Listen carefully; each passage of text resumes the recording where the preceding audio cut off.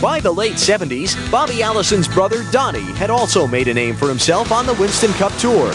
Together, they were involved in the most renowned event in stock car history. Cale makes the move. He's down very close to the grass. Donnie tries to shut him off. Cale's in the grass. Cale loses it. He tries to pull it back. Donnie side by side. They make contact. Both head toward the wall. They hit the wall. In turn number 3, we'll have a new leader. We've got them diving down into the infield now as we look for the leaders coming up the back. Here comes Richard Petty. He leads Darrell Waltrip by 5 car lengths. 5 more lengths back to A.J. Foyt. Richard Petty takes the outside. He's got Darrell Waltrip close behind. 2 car lengths back to A.J. Foyt. Richard Petty takes it into the tri-oval. Here they come to the stripe. Waltrip dives to the inside. Petty almost put him off in the grass, and Richard Petty will win the Daytona 500. It appears we may have a fist fight. We see drivers and helmets.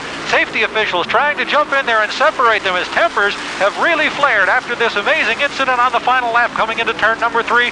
A little known fact is that the Allison brothers and Cale had also spun out earlier in the day. The incident put Cale 2 laps down and set up the infamous last lap.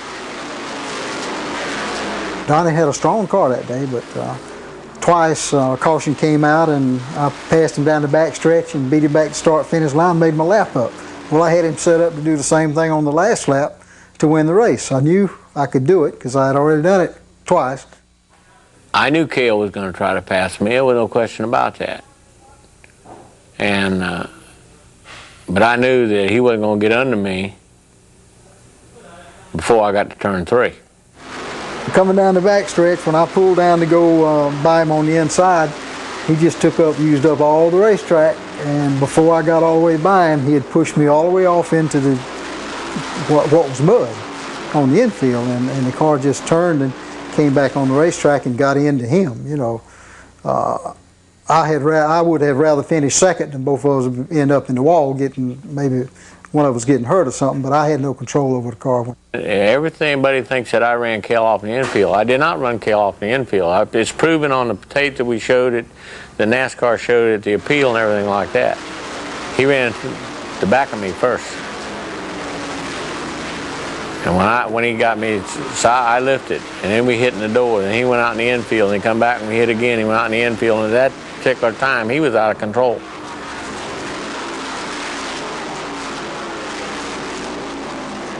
Then I pull up there and I stop where the crash scene is, and I say to Donnie, do you want to ride back to the garage area? You know, there was a crowd gathering and, you know, all those kind of things. And with that, Cale starts hollering at me, you know, that I caused the wreck. And as I'm trying to say something to Donnie, Cale hits me in the face with his helmet. Well, the rest of it's history. You know, it's lightweight championship of the world after that.